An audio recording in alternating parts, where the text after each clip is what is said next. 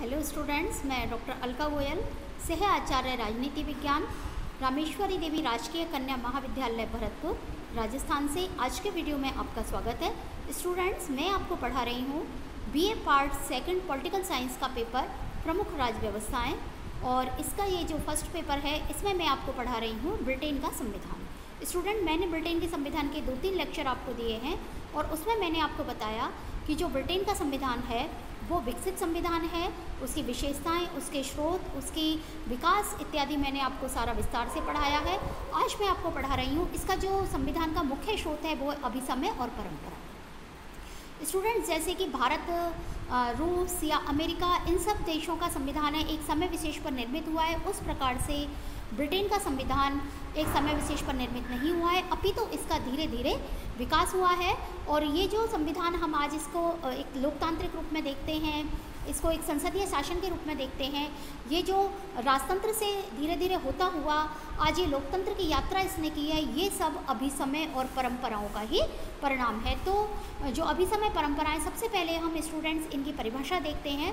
जो मुख्य विद्वान है जिन्होंने कि जैसे कि मिल है, उसने इसे संविधान के अलिखित नियम कहा है, यानी नियम है लेकिन वो अलिखित है। इसी प्रकार डायसी कहते हैं कि संविधान के अभिसमय वे रीति रिवाज अथवा समझौते हैं जिनके अनुसार पूर्ण प्रभुता संपन्न विधानमंडल के विभिन्न अंगों को अपने विवेकशील अधिकारों का प्रयोग करना चाहिए, चाहे वे सम्राट के परमाधिकार हो, चाहे वो संसद के परमाधिकार हो। इसी प्रकार से और भी परिभाषाएं हैं स्टूडेंट, और ये सब परिभाषाएं ये कहती हैं कि अभिसमय जो है वो यहाँ के दिन प्रतिदिन के जो कार्य हैं उनका जो सारा मतलब नियम कानून है वो अभिसमय के द्वारा ही बनाए गए हैं। तो हम संक्षिप्त में कह सकते हैं अभिसमय अलिखित हैं, यानी लिखे हुए नहीं अभिसमय, लंबे समय से प्रचलित रीति रिवाज हैं, राजनीतिक रीति रिवाज हैं, और जो यहाँ का शासन संचालन है उसकी आधारशिला है अभिसमय।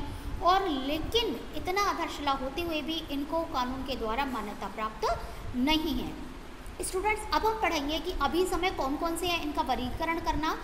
तो अभिसमय बहुत सारे हैं, लेकिन स्टूडेंट हमने इन्हें 4 भागों में बांट दिया है और जिनके आधार पर हम इनका अध्ययन कर सकते हैं कि अभिसमय इस प्रकार से है। तो सबसे पहले है राजा और राजपद से संबंधित अभिसमय, और इसमें सबसे पहले है कि जो राजा है वो राज्य करता है, शासन नहीं, क्योंकि पहले राजा राज्य भी करता था, शासन करता था, दोनों ही कार्य करता था, लेकिन अभिसमय ने ये ख़त्म कर दिया और अब राजा केवल राज्य करता है, नाम राजतंत्र है, लेकिन शासन वो नहीं करता है, उसको शक्ति प्राप्त नहीं है। राजा शासन में कोई भूल नहीं कर सकता क्योंकि वो काम ही नहीं करता है, तो वो भूल कैसे करेगा। इसी प्रकार राजा मंत्रिमंडल के परामर्श के अनुसार शासन करता है, ये भी अभिसमय ने तय कर दिया। सैद्धांतिक रूप में तो आज भी वो सर्वे सर्वा है, लेकिन व्यवहारिक में वो नहीं है। इसी प्रकार से राजा कॉमन सभा के बहुमत दल के नेता को प्रधानमंत्री पद ग्रहण करने के लिए आमंत्रित करता है।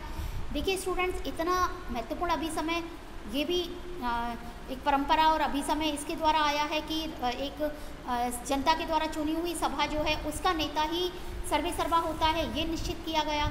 और राजा मंत्रिमंडल की बैठकों में भाग नहीं लेता। स्टूडेंट्स, ये मैंने आपको पहले विकास में बताया है कि जो राजा हेनरी थे उनको इंग्लिश नहीं आती थी, तो उन्होंने अपनी जो ये इसकी वो थी, चूँकि वो हॉलैंड के थे विलियम, और उन्हें इंग्लिश नहीं आती थी, तो उन्होंने अपनी जो बैठकें हैं वो जो प्रधानमंत्री था उसके हवाले कर दी कि आप इनको समराइज़ कीजिए, आप उनकी बैठक कीजिए और मुझे बाद में बता देना ये सब। तो तब से ये एक परंपरा पड़ गई कि राजा जो है मंत्रिमंडल